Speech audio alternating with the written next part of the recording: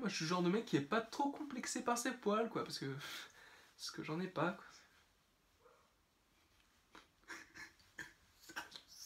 Ça fait pas mal au cœur. Pourquoi je ressemble à un caillou?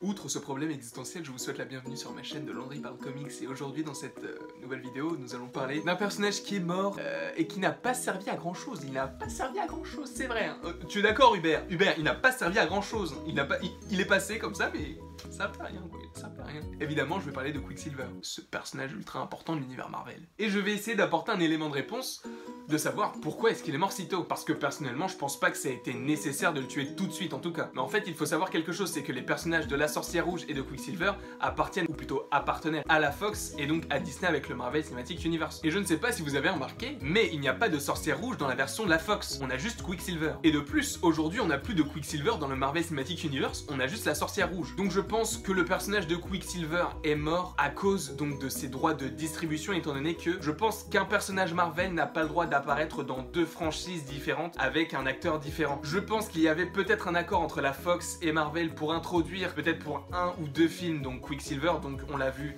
dans la scène post-générique de Captain America, le Soldat de l'Hiver, et aussi dans Avengers, l'ère d'Ultron, mais après... Donc on ne l'a plus vu et ça paraît plutôt logique étant donné que Quicksilver est un personnage qui devient de plus en plus important dans l'univers de la Fox au niveau des X-Men. Mais même si la Fox a récemment été rachetée par Marvel, ou plutôt va être rachetée par Marvel, peut-être qu'il pourrait le remettre, mais ça ne serait pas une bonne idée étant donné que... c'est vrai que dans les comics ils le font souvent de faire réapparaître des gens qui sont morts et tout, mais je pense pas que ce soit nécessaire, bien qu'ils aient les droits. Mais je pense que c'est en partie à cause de ces droits de distribution que Quicksilver n'a pas eu l'histoire qu'il aurait pu mériter dans le Marvel Cinematic Universe, étant donné qu'il a déjà une histoire bien distincte avec Magneto, qui est son père, dans l'univers de la Fox. Donc j'espère que cette toute petite vidéo t'aura plu. C'est vraiment une vidéo extrêmement courte, parce que c'est la vidéo du samedi matin, et que le samedi matin, je sors des petites vidéos comme ça.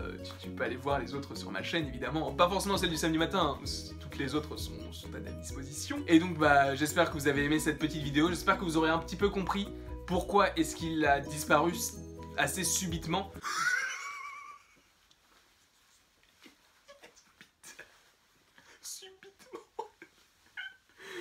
Tu veux une médaille? Je trouve ça drôle peut-être, hein? Moi je trouve pas ça drôle personnellement. Moi j'ai une famille à nourrir mon gars, ok? J'ai pas le temps pour ces conneries! Donc sur ces belles paroles je vous laisse, je vous souhaite un bon week-end, une bonne année, une bonne santé et gros bisous. À la prochaine pour la prochaine.